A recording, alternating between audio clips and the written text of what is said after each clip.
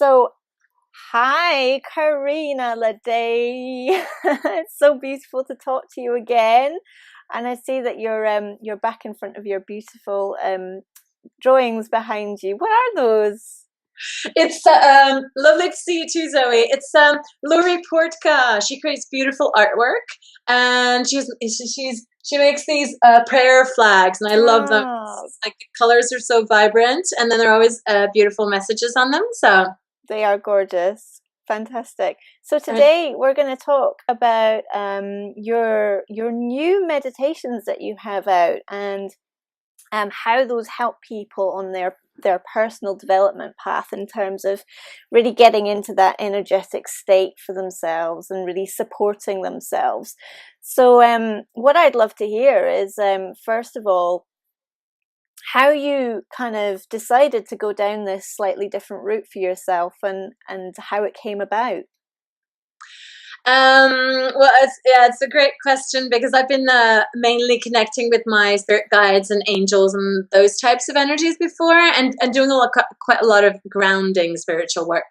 And with this connecting with star families and star seeds and all that, it's been something that's been kind of calling me for a long time, and work that I've been doing one-on-one with people for actually quite a few years now. But it was, Mm. like one of those things, it kept popping up, but it wasn't all the time. And I was like, that's interesting. And at first it didn't really make sense. And I didn't feel necessarily my connection with star families. I just felt that, people for some reason were coming to me for this. So kind of learning as I went along until I realized just how many coincidences Mm. there were in different areas of my life and through my clients and my own experiences. So it's been kind of calling me for a long time, and it's actually been other people saying, so when are you going to talk about that? And I was like, no, I'm not going there. Yeah, yeah. Out there, and it felt, because what I love about spiritual work is that to me, it opens us up to something else, but we're meant to bring that down into our physical reality. We're meant to feel it, and we're meant to embody it, and we're meant to ground these energies. Yes. Otherwise, for me, it doesn't. I want it to be practical, right? And I want these connections to feel like they actually feed our lives, and Yeah. the people around us, and yeah, that they make us happier, I guess, happier and more alive and more present. Uh, Yeah. yeah, Yeah. something we escape from. Yeah, absolutely. I was having a conversation with another yoga teacher the other day just about this, that it's really easy for us to kind of get into those higher energetic states and yet actually not really be able to do very much with them because we haven't got the grounding as well. So you need to be able to kind of, yeah, go both ways. Yeah, because then it's like we get these really high, we get these highs, we're like Yeah. flying, and it's so awesome, and we get these downloads, and then we kind of crash into normal life, and that feels a bit dense and boring and slow, right? And we Yeah. go up and down, and I notice that when I integrate, I haven't completely, of course, figured this out yet, but like the Totally. more I can anchor and ground these energies, the more I feel that my energy is expanding like this, and I feel much more present. Yes. And I feel like I'm actually enjoying everything a lot more in the Mm. physical world, which for me was, I didn't realize that was important until I started experiencing it. And then, Yeah. oh, it's kind of like a key, right? Yeah. Like when I smell flowers, I can feel that more. And if I do something fun, I really enjoy it a lot more. It feels like it expands all my senses. Yes, absolutely. I can totally 100% agree with that. It's beautiful. It's a really beautiful feeling. So, what I'd love to know is, what. So, one of your meditations is, and you mentioned it there, is about star seeds, and Mhm. this is a term I've never heard of before. So, I'd love for you to share what that is and how you kind of came about it. Oh wow, that's so interesting, because I feel like I'm kind of expanding into new territory. But when it comes to feeling my way through it and working with the energies, it feels familiar. So I haven't read a lot about star seeds, and I haven't read a lot about people feeling connected to the star families. But basically, a star seed is someone who is born on Earth and who feels like they are from another planet, or they feel really connected to a different star family. So it can be Pleiades, Sirius, it can be planets as well. Okay. So some people know this, like they are born and they always have that connection. Like young kids who are always drawing spaceships and their planets, or they speak in like a strange language that only they can speak. And they sometimes even say that they're not from here. Or it can be people, like I think a lot of people who don't necessarily, because I didn't think I was one. Like, I mean, except that I think, we all are in a sense, because we're all made of, what's in the universe, right? Yeah. Stardust and all that. But for me, it wasn't that clear. But some of the signs that you are a starseed is that you have a hard time feeling at home on Earth, finding your place, like finding your physical place, or feeling grounded, or feeling like you belong somewhere, or having that sense of seeing things that other people don't see, or feeling things that other people don't feel.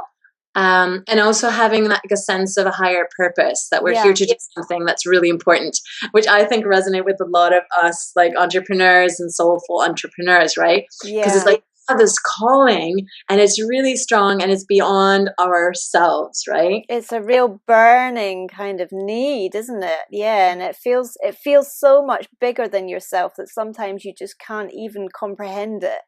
And absolutely. Wow. Exactly.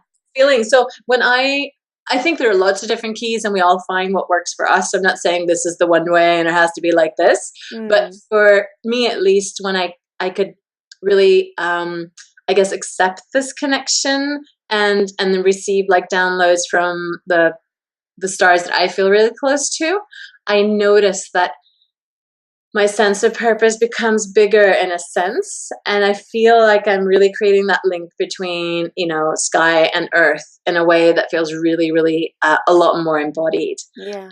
And sometimes it's about like me opening up to these energies and embodying them for myself. And sometimes it's like grounding them in the earth for like healing and, creating a different vibration and raising the vibrations on earth and all of that spiritual stuff that I've been like really resisting. Because it's hard to put words on it without it sounding, I don't know, like you're full of yourself, or like for me that was a really big deal, because I like being a normal person, but I've noticed that when I do it in a way that feels authentic to me, it's not stranger than talking to my spirit guides, or the drum in the forest, or all the weird stuff that we all do, right? I think when you start to really, start to own that stuff for yourself, it just does feel more natural. I mean, when I started off as a yoga teacher, I couldn't even say the word namaste in a class, which is so ridiculous. And now I'm so comfortable with so much of the spiritual stuff and the chanting and so on, which I really wasn't before, because I've just embodied it, and it's part of it. I really kind of, I trust it, I guess, is also part of it. Yes. Because when you're you're just beginning to dabble in it, you don't quite trust it because you don't understand it fully. So I guess that's kind of where you were coming from as well, and you needed to move through that in order to really own it and feel comfortable with it. Yeah. And that's a great connection with yoga, like the chanting, and it's a little bit weird and it's not my own language. And once you get you kind of release the heady stuff, like the mind and the ego trying to get it, and you're feeling it, then it doesn't matter what language you're chanting it, because there's something around the vibration that just totally gets you, right? Yeah, absolutely. Yeah, absolutely. So so with these meditations then, so you've got 4 different ones. You want to just briefly go through what they are? Yes, sure. I'm so excited about these meditations, because I sat down and I did the Connect with Your Star Family meditation and tap into your purpose, because that really connected. And that one was, I don't usually write down my meditations, but this one I was really discovering as I was saying it. And it's really, really powerful. So it's really about connecting with your star family. So whether you know who this family is or not, doesn't really matter. And sometimes just feeling that pull to do it is enough. Like I've had people say that they'd never thought of this, and then they listen to the meditation or they see one of the videos where I talk about it and they start crying, and there's something inside them that just knows this is for them. Yeah.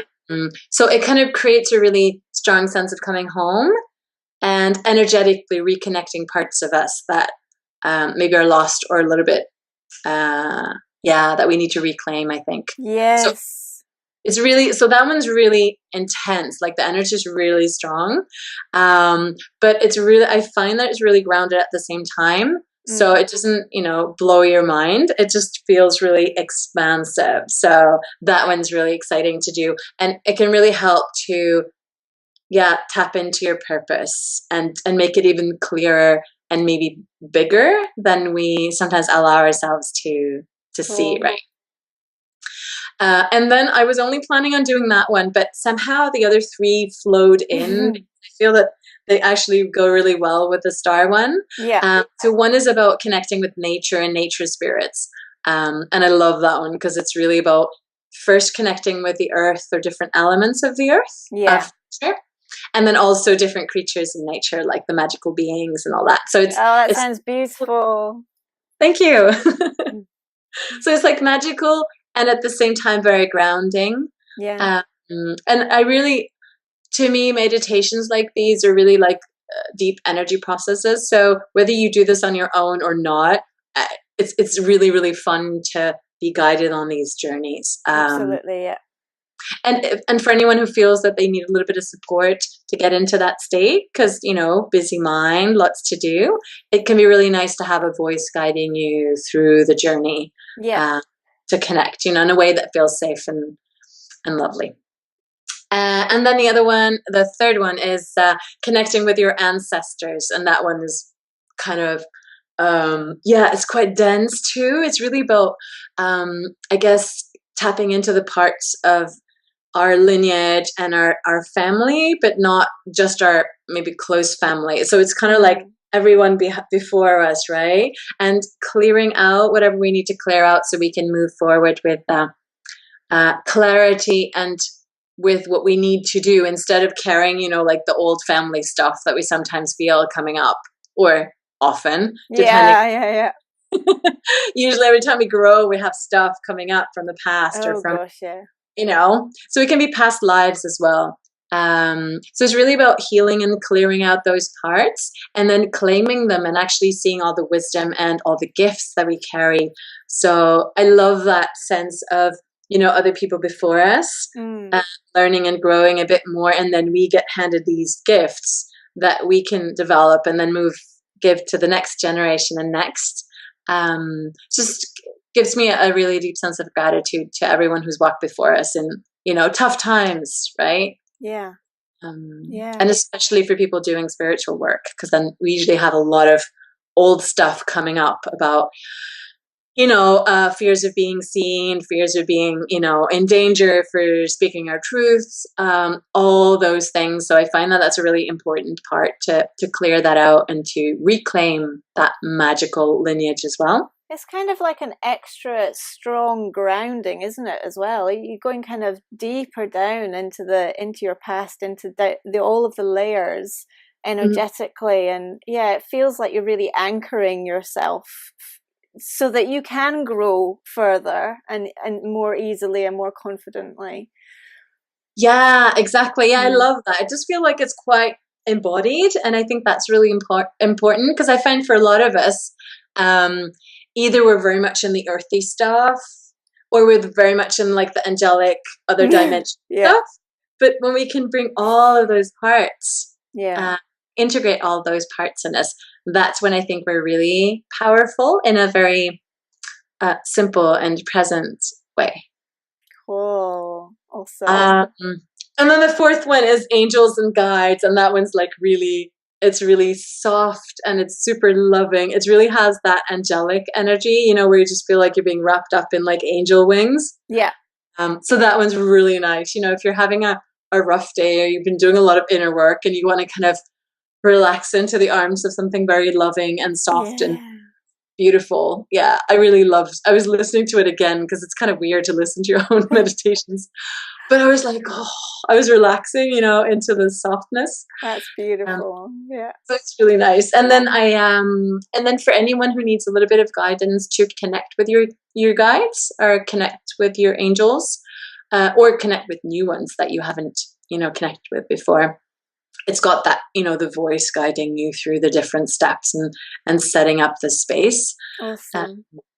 So yeah, so that's the fourth one. So to me, it's really like those four pillars. Mm. Usually you feel more or less comfortable with some than the other, right? Yeah. And you can buy them as a bundle as well, the four. So you get one for free when you buy the four.